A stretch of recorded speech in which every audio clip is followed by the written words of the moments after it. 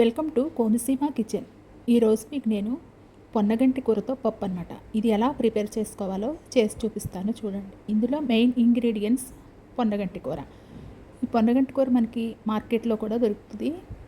మనకి ఇళ్ళ దగ్గరికి ఆకుకూరలు అమ్ముతారు కదండి, వాళ్ళని అడిగినా సరే మీకు తీసుకొచ్చిస్తారు.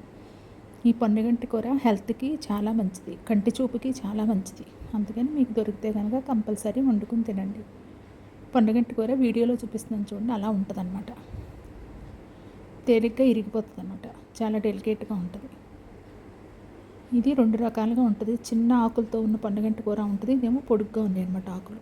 ఇది పొన్నగంటి కూర. నేనైతే ఒక కట్ట తీసుకున్నాను. పొన్నగంటి కూర పప్పుకి కావలసిన పదార్థాలు: కందిపప్పు, పచ్చిమిరపకాయలు, పొన్నగంటి ఆకు. నేనైతే 2 టీ కప్పులు కందిపప్పు తీసుకున్నాను ఒక కట్టకి. కందిపప్పును ఒక గిన్నెలోకి వేసుకుని కడిగి పొయ్యి మీద పెట్టుకోవాలి. వాటర్ వేసుకోండి. ఇందులోకి పచ్చిమిరపకాయలు చీరికలుగా కట్ చేసి ఈ కందిపప్పులోకి వేసుకోవాలి.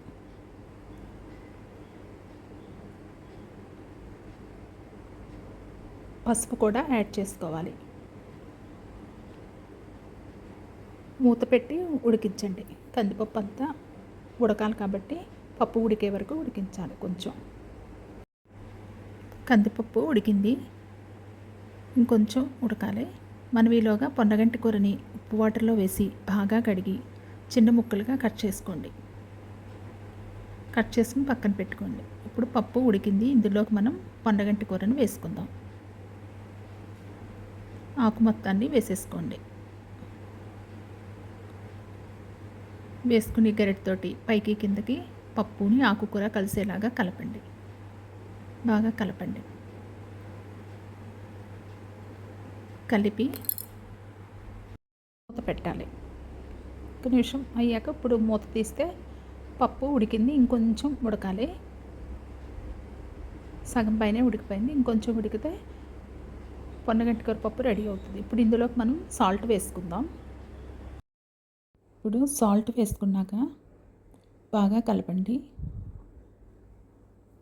ఉప్పు బాగా కలిసేలాగా కలపండి. మొత్తం మిక్స్ చేసుకున్నాక ఇప్పుడు పొన్నగంటి పప్పు రెడీ అయ్యింది.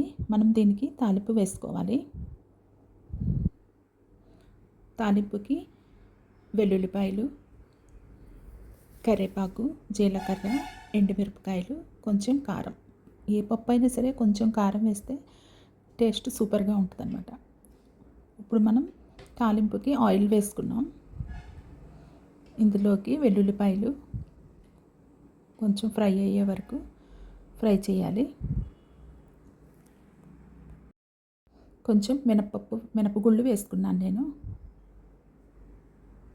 ఈ రెండు ఫ్రై అయ్యాక, వెల్లుల్లిపాయలు మినపగుళ్ళు ఫ్రై అయ్యాక ఎండుమిరపకాయలు వేసుకోవాలి.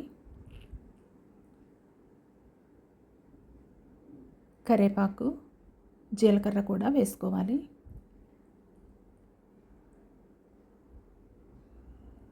వేసుకుని తాలింపు అంతా బాగా ఫ్రై అవ్వాలి. ఫ్రై అయ్యే వరకు ఫ్రై చేయండి. కొంచెం